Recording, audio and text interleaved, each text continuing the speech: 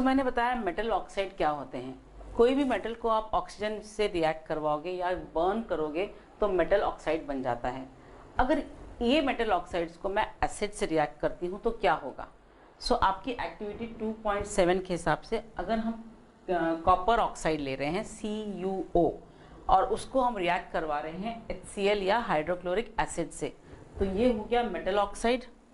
ठीक है, ये हो गया मेटल ऑक्साइड, क्योंकि मेटल है यहाँ पर कॉपर और ऑक्साइड उससे ऑक्सीजन उससे कनेक्ट हुआ है या रिएक्ट हुआ है, तो CuO इज मेटल ऑक्साइड।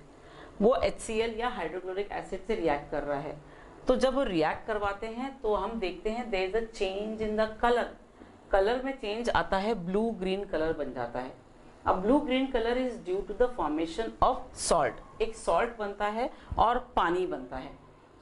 अगर मैं normal base plus acid forms salt plus water, ये था न्यूट्रलाइजेशन रिएक्शन। अब इस न्यूट्रलाइजेशन रिएक्शन के हिसाब से एसिड और बेस रिएक्ट करते हैं। अगर मैं एसिड को ऐसे ही रखूं लेकिन बेस की जगह मैं मेटल ऑक्साइड लूं तो भी मुझे न्यूट्रलाइजेशन रिएक्शन ही मिलता है। So that proves that I can replace base with metal oxide. मैं बेस को मेटल ऑक्साइड से रिप्लेस कर सकती हूं टू फॉर्म न्यूट्रलाइजेशन रिएक्शन। ये हुआ अगर बेस और एसिड रिएक्ट कर रहे हैं और बेस को मैं रिप्लेस कर रही हूँ मेटल ऑक्साइड से। तो ये जनरल रिएक्शन मैं कह सकती हूँ मेटल ऑक्साइड प्लस एसिड। यहाँ पर बेस प्लस एसिड था, यहाँ पर मैं बोल रही हूँ मेटल ऑक्साइड प्लस एसिड। यहाँ पर सॉल्ट एंड वाटर बना और यहाँ पर भी सॉल्ट एंड वाटर ही बना। इन शॉर्ट अगर मैं कहना चाह रही हूँ कि neutralisation reaction is possible between acid and base. Neutralisation reaction तब होता है जब एसिड और बेस रिएक्ट करते हैं, लेकिन अगर मैं बेस की जगह मेटल ऑक्साइड लूंगी तो भी मुझे न्यूट्रलाइजेशन रिएक्शन मिलता है, क्योंकि उनके प्रोडक्ट्स दोनों सेम हैं, सॉल्ट एंड वाटर। अगर मैं बेस को ऐसे ही रखूं और एसिड को चेंज करना चाहूं तो मुझे क्या करना चाहिए। तब मैं कह सकती हूँ यहाँ पर जैसे मेटल ऑक्साइड रिप्लेस कर रहा है बेस को, वैसे नॉन मेटल ऑक्साइड एसिड को रिप्लेस करता है। मैं बताती हूँ कैसे। हम बात करते हैं कि अगर मैं नॉन मेटालिक ऑक्साइड लूँ और उसको मैं बेस के साथ रिएक्ट करूँ तो क्या होगा।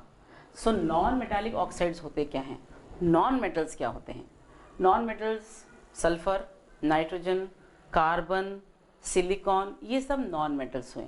तो इन नॉन मेटल्स का ऑक्साइड मतलब क्या। इनका ऑक्साइड मतलब एक सिंपल एग्जांपल बताती हूँ।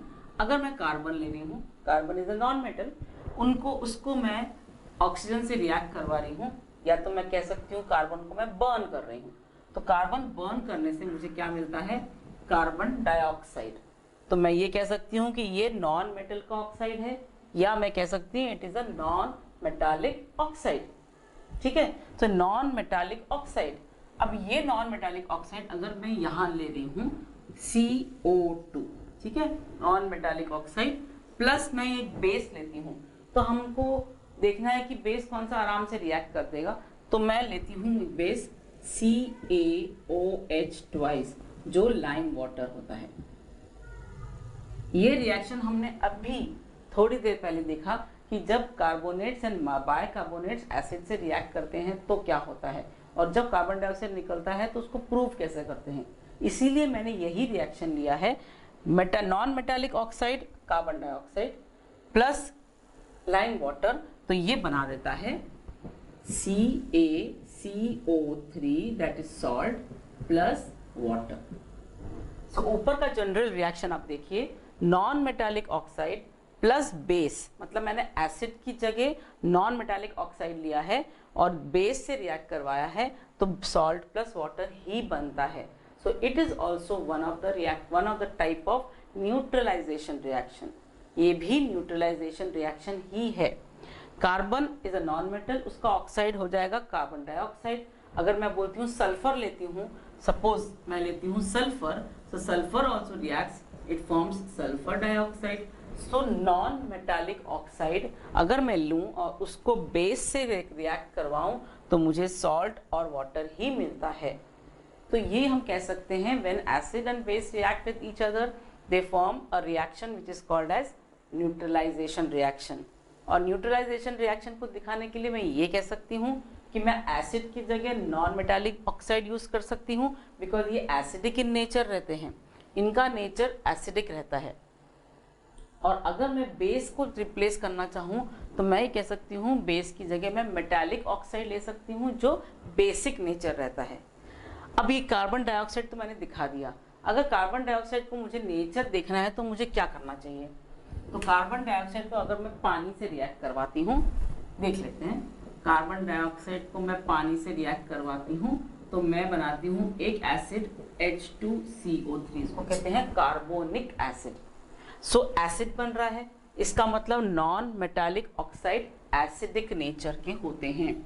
सो मैं कह सकती हूँ non metallic oxide acidic nature के होते हैं, और सिंस ये एसिडिक नेचर के होते हैं इसलिए एसिड की जगह मैं नॉन मेटालिक ऑक्साइड यूज कर सकती हूँ, और बेस की जगह मैं क्या यूज कर सकती हूँ? मेटालिक ऑक्साइड यूज कर सकती हूँ, क्योंकि वो बेसिक नेचर होता है। सो अगर मुझे दिखाना है न्यूट्रलाइजेशन रिएक्शन तो मैं 1 by 1 ये रिप्लेस भी करके दिखा सकती हूँ।